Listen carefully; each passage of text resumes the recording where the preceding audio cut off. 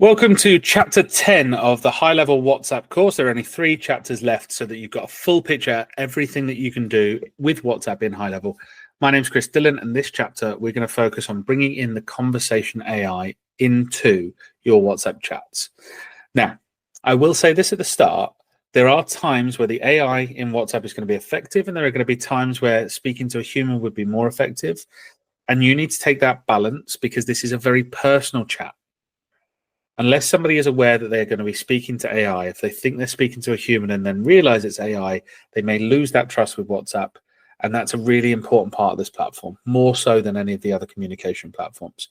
So I'm just putting a little advanced sort of notice at the top of this. When you have your AI set up, so it involves making sure that you have your AI turned on in the back end of the system.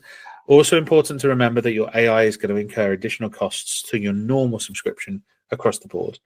Once you have your conversational AI set up, this is how it operates. So I'm going to share my screen.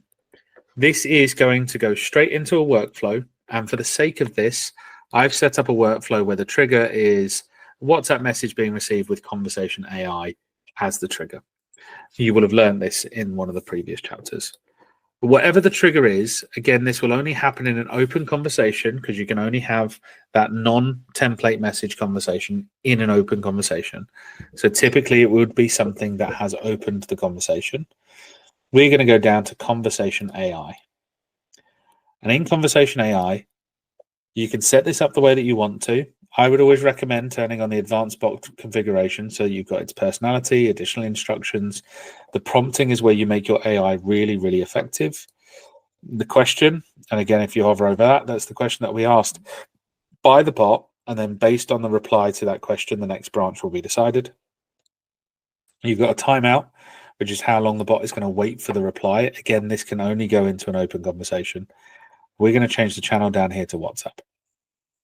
And then we can have the response, a number of response limits. You can have wait and time in terms of seconds before the bot sends their reply, all of that. And then the branches will be based on the reply. So if the question was, are you an existing client?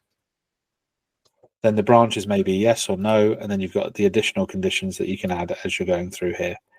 Now, your conversation AI, when you save that, if that condition is met and you've prompted it to do so, again, we can go in here, add another step on the conversation AI, and just have how it responds to those responses and build out essentially a chatbot here using AI.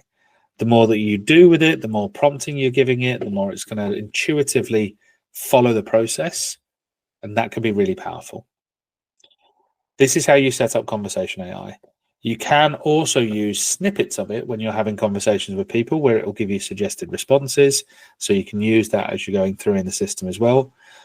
The conversation AI can be really effective. We can make it personalized. We can tell it all the information in the advanced configurations. We can put, you are speaking to contact name and all of the different details that are there. You can have all of that information going out. It can be a really effective tool to add in. Just be careful when you're doing it that there's a difference between automation and AI. Your automation is what you've seen already, the button presses, how people are interacting with the messaging. Conversation AI is very much based on the AI's interpretation of what they mean with their responses. So essentially this bit should be replacing when a human would have dived into the conversation. If that's how you're going to use it, your automation should still be there to steer them in certain directions. And I truly believe that it becomes more effective when you tell them that they are going to be speaking to AI if they go down that route. For example, you might send a message that says, next step is for you to speak to our team. You can either pick one of these 3 options and have a quick reply button that says book a call, and that sends them the link to book a call, or start to flow with them. You can then have a button that says speak to the team in this chat, or speak to our AI bot. So they're making a determined decision that they are going to start the AI bot, and that 3rd quick reply button would trigger a workflow like this. It can be really effective when it's ingrained in there, but it's important to know what the difference is.